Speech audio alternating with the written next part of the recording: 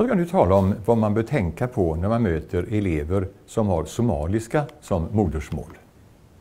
För det första måste vi då veta att somali är ett officiellt språk i Somalia, men också i Djibouti och delar av Etiopien och Kenya. Och dessutom att arabiska är ett andra språk.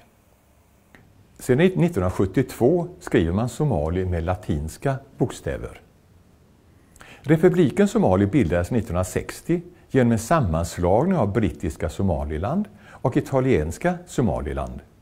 Och det innebär att man i norra Somaliland är påverkad av engelsk kultur och i södra Somaliland av italiensk kultur.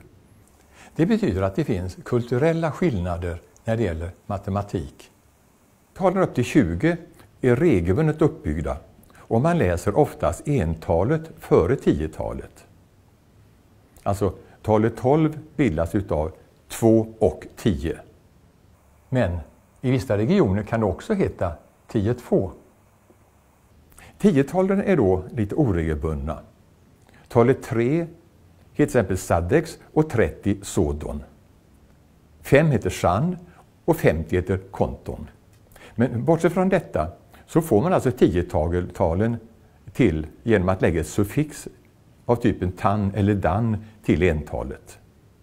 När man bildar talet 42 till exempel så bildar man det utav talet 2 och 40, alltså labba i afartan. Här ser vi en översikt över talen på somaliska.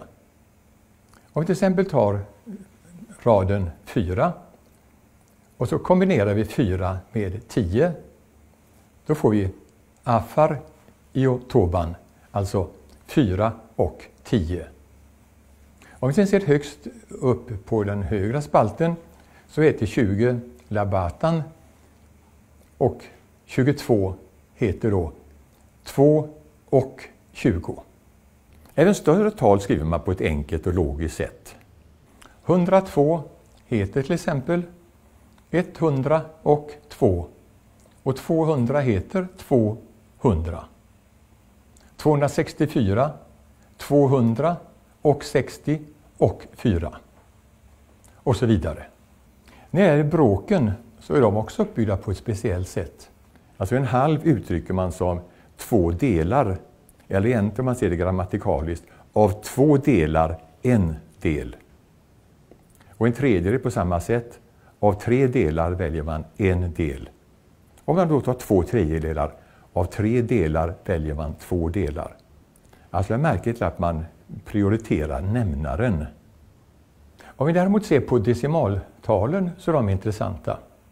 Om man säger 2 decimal 5 för 2,5, om man säger 2 decimal 57 för 2,57.